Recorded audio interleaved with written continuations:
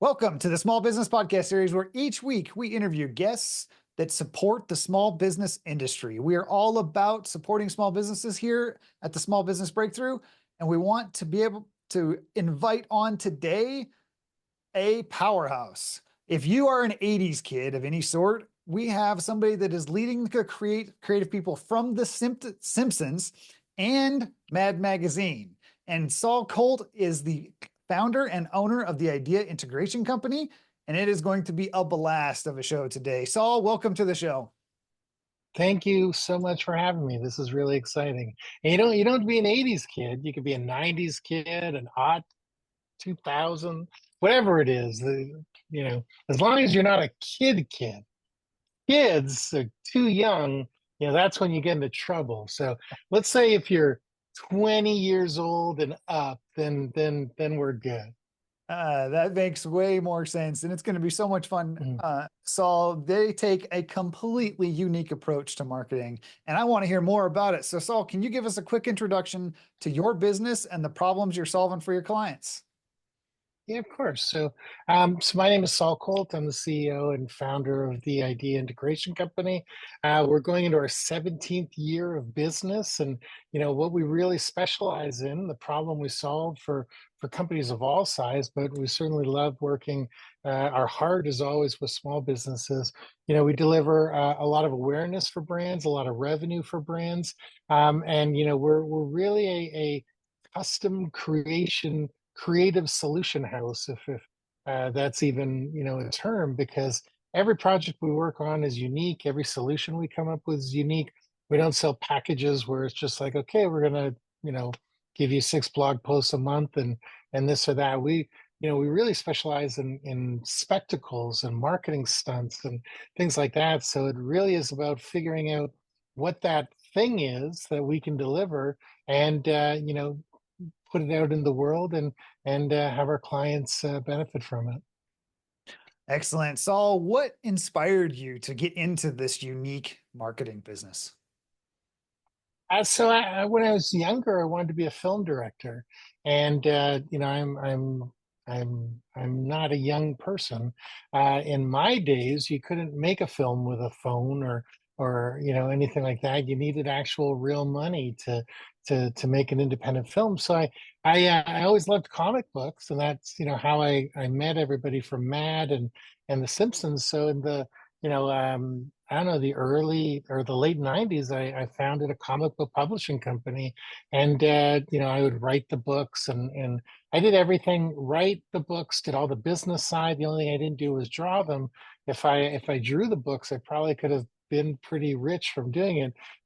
So we, made comic books for 10 years and made a bunch of really great friends. And, being a small independent publisher selling superhero books that are more expensive on the rack than Batman and Superman, you had to do crazy marketing to get people to pay attention.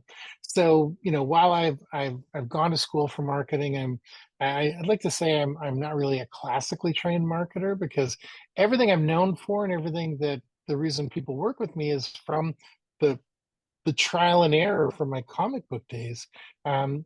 Basically having no rules and nobody telling you you couldn't do that, or that's too ridiculous and stuff like that. And that's really where I found my way. And I didn't start my business right away.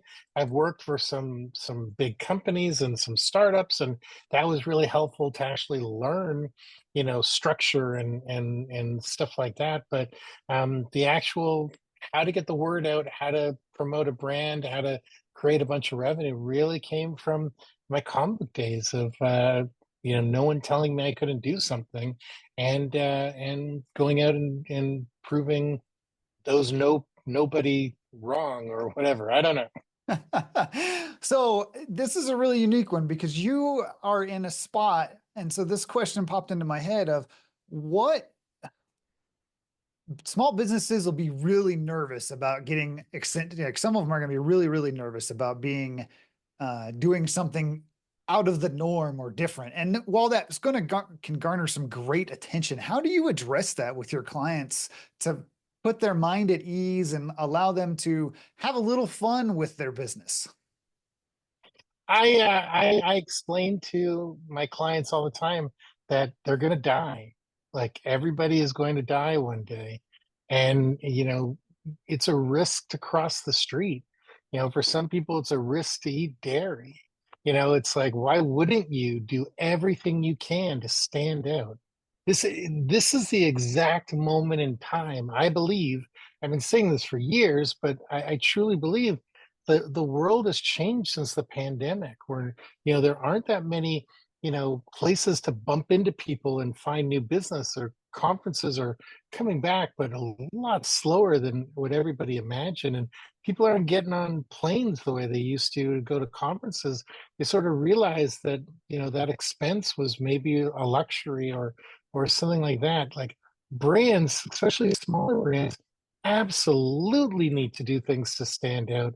um, or why bother even investing the time and energy they are to build this thing? I talked about my comic book days.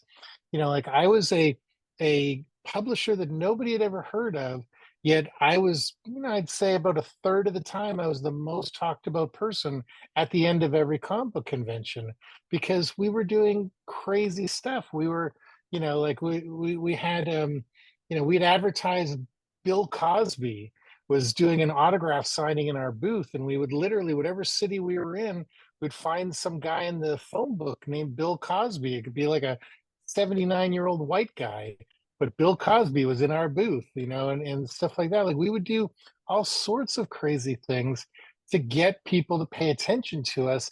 And then, the trick is, you get the people to pay attention to you, your product has to actually keep them there.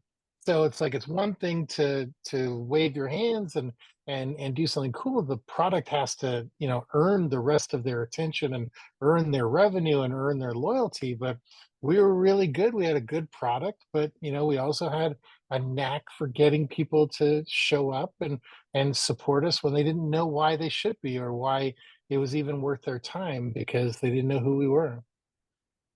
That is such an important thing when you go out there, is the uniqueness gets the attention, but then the product has to hold the attention, is a great Mhm. takeaway from that from everybody. Hey, real quick, did you know that most small businesses don't actually achieve their breakthrough? And it's not because you don't care. It's all because you're trying to do it alone. That's why I created the Momentum Community, is to help you change that. I want to see you achieve the breakthrough that you've been waiting for. It's where we committed entrepreneurs come and get focused, get accountable, and finally build a business and life that you are meant for. If you want to learn more, click the link in the description below and enjoy the rest of the episode. How, we've talked a lot about already about what differentiates you. So what is a project that has been created a lot more new energy in your company that you've done recently? Um, we're working on a couple really cool things right now. Because we have the background in publishing with people from Mad Magazine and stuff like that, we're very excited. Can't really announce who the brand is, but we're doing a line of children's books for a pretty recognizable brand that is going to be.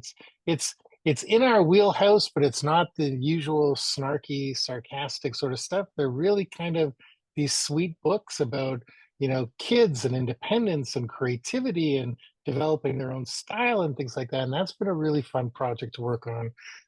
Some of the projects we're most known for was for Zero.com, which is an online invoicing platform. We were the first agency anywhere to use clouds to promote a cloud-based product.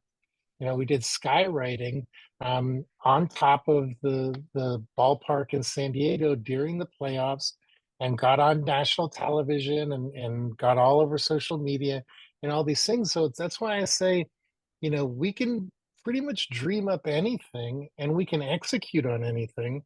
But it's about finding that nugget, that thing that's really cool and different, that's going to get people to stand out. And like when we talk about our team, there's nobody more creative than our team. So if you're looking to build, that crazy idea from, you start with crazy people, and crazy people that are also really smart and talented and brilliant and stuff like that, and go from there.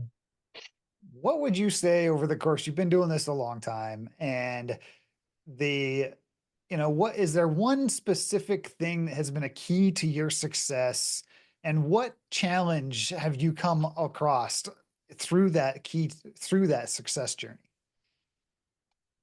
So I'd say that if there's one thing, it's our relentless belief in ourselves. Like we think we can do anything, or we know we can do anything. And like if you look back at our 17 years in business, we've had some enormous highs and some enormous lows. Like the pandemic almost put us out of business, because we were at that time mostly doing live events and live spectacles and marketing stunts. So when that all stopped, that's when we decided to take a big leap and bring in all of the creative team from Matt and the Simpsons, and offer a lot more branded content and things like that. So I'd say we've probably, I hate to use the word pivot. I think it's too overly used. I hate to use the word reinvent yourself, because I think that's too overly used. But I think that we've never shut down anything that we were doing, but whenever things weren't working, we've been able to add other elements to our offering, either by hiring some people or something that way, to further the future proofing. And I don't believe anybody is completely future proofed, but at least to help us go forward. We've always we've never guessed wrong just yet, and we're still here 17 years later. I want the listeners to really dig in and listen to a part of what I was pulling out of there. If you know yourself and you're a purpose driven company, that leads to longevity, right? 17 years is where Saul just talked about. And if you didn't catch that nugget inside of there, it's all about just being true to who you are and going forward. And I think in today's day and age, social media and everything else, that authenticity is what is starting to stand out as a differentiator in the marketplace through those that are just trying to do. And if funny is your authenticity, definitely want to get with Saul and his agency. Hey, Saul, when we're Uh, looking through and this, you've been in it for 17 years. You've talked about the changes, we'll call them changes that you had to make during pivot, during COVID, mhm. instead of using the other words that were that inside of there. What do you see coming down the road that could be utilized or make the evolution of your industry different for the next 5 years? I think the thing that I've noticed in the last 2 or 3 years is just a general fear to take chances. Like I'm the biggest advocate for brands taking risks. I'll share a quick story with you. I had a meeting with a CEO of a very large, recognizable company, and I pitched him our plan, and he said he loved it, and he thinks this is exactly what they should be doing, but he's not going to move forward with us because, and as he put it, and I'm paraphrasing, he goes, "I make a lot of money here, and I'm never wrong by saying no. And if I work with you and things blow up in my face, people aren't going to pay me this kind of money somewhere else. So I play it safe." And I'm noticing more and more and more people are playing it safe. And, and two things come from that. You play if everyone's playing it safe, the bar is actually quite low to stand out. So you should be trying to stand out because no one else is. So you can steal a lot of eyeballs, a lot of share of wallet, a lot of things by being different and standing out. But because of this realization that we faced, we made a decision as a company, and I think this is very, different and unusual. You talk about being authentic. We only want to work with brave brands and brands that want to be brave. So we have kind of created like a sniff test for people that want to work with us. And we've turned down some projects recently that we didn't think it, sort of met the sniff test, where it would, we felt that they weren't going to actually go through with anything that we proposed. There was a real sense of nervousness on their part. They didn't believe in what they were saying when they say they want to take huge risks and stuff like that. And we're looking, we've had brands that we've worked with for 11 years now. Like, we're looking for people that want to work with us, and we want to work with them.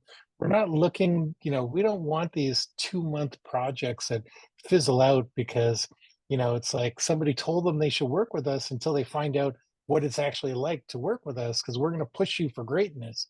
And, we're going to see maybe things in your business you don't see yourself, and we're probably going to scare you and stuff like that. But like I say, we've got like a 900 batting average. I've got my baseball here. This is my fidget toy. I'm always playing with it. But like, we've had real success over our career. Nobody has a perfect record, but like, we've worked with hundreds of brands, and I'd say there's probably only two that like don't like us and feel like kind of burned by the experience. So we want to never put us in, and the reason they felt burned is we kind of knew from the beginning it wasn't going to be a good fit. So by saying no to projects that we know aren't going to be a good fit at the beginning, yes, we're risking revenue, but man, employee happiness is through the roof because we're only working on projects that really fit in. Like, my goal for this, for our brand, has never been create this global company that rules the world. My goal has always been to be the best in the world at a small skill set. And, if you need that skill set, there should be nobody else in the world you work with. If you don't need that skill set, like, let's be friends. Let's, go for a coffee or something, but let's not beat each other up because we can't figure out how to make our personalities match and things like that. So like, we've worked with very conservative brands, but we've also worked with like adult, toys, like sex toys and things like that. And we're able to do that because we kind of, it doesn't matter what product we're working on. It's really about, you know, our superpower, if we have one, is knowing where that limit that we can get away with, and whether it be like in good taste or whatever, and crossing that line by just a little tiny bit, like a couple baby steps. you know Brands get in trouble when they cross that line by 2 miles or something like that, but we know we can get away with, and we do that. We, like I said, it never comes back to hurt anybody. Yeah, that sounds amazing. It's been such a great time to get to know a little bit more about your business. Uh, you ready to jump into a lightning round? I have 3 more hours of stories, but sure, if you want to go to lightning round, let's go. Okay, coffee or tea? Tea, Cats or dogs? dogs. If you could grab only one weapon or item during a zombie apocalypse, what would it be? Uh, I'd say like underground bunker, and just like I got no. I'm a lover, not a fighter, so I'll grab 3 reasonably attractive women, a lot of food, and let's just go underground. There you go. That makes sense. Favorite quote or phrase that you think about often? I have a lot of them, but I'd say probably the one of the things that's really been on my mind lately is Phil Knight, the CEO of or the founder of Nike. Um, Nike is one of my favorite brands in the world, and I'm a real admirer of Phil Knight. And his book that came out a couple years ago, Shoe Dog, I think is one of the best business books ever written. In that book, he talks about his sort of his philosophy of leadership was, he doesn't tell people how to do their job. He tells them, where they are now, where he wants them to be, and he lets them figure out the middle. And I always sort of appreciated that. As long as you're crystal clear with people in your expectation and where the end line is, how you get there, there can be a lot of improv in between. Yeah, that is very, very good and very powerful for the listeners out there. Mhm. Favorite movie or streaming series that you love?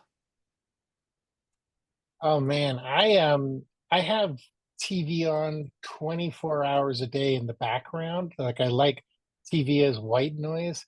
I just started rewatching. I don't really watch it. It's more like while I'm working, I'm listening, and I'll stick my head up. But I've started playing The West Wing again, and man, is that maybe the greatest written show of all time. That's takes me back a little bit. One book that has influenced your life the most. There's a book called Chasing Cool, which is like it's like a 15-year-old business book that I read every year. It's one of my favorite business books, and I love it so much because it's really about what I do for a living, but also because it was written like pre-internet. It doesn't, there's no mention of tools in the book. It's all about philosophy and why you do things the way you do it instead of like, there's books where they're like, you've got to be on MySpace and this is how you do it. This one's just all about why you do it instead of where you do it.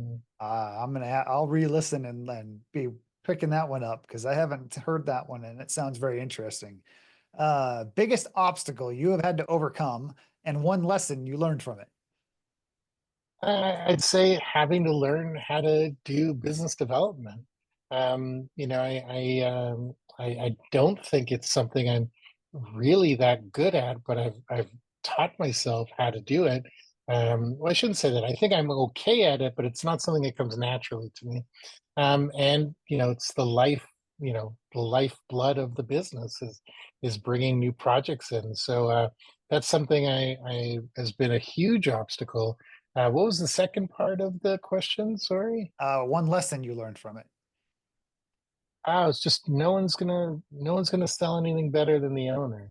I've hired BD people, and some have been okay. Some have been an anchor in the company, but ultimately, like people like speaking to the owner. So if you can't sell as an owner, you're in trouble. I totally agree with that one.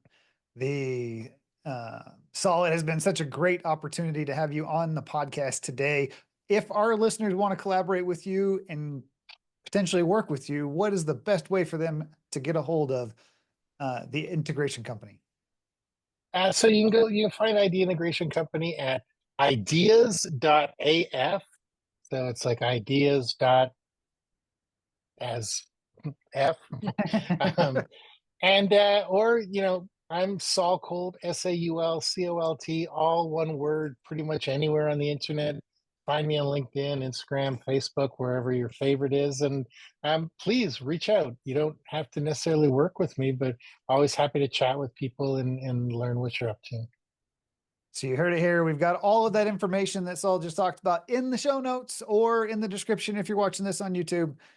And I want to thank Saul for being on the show and getting to learn more about the unique side of the marketing world. And it has been such a pleasure to go. For those listeners out there, until next time.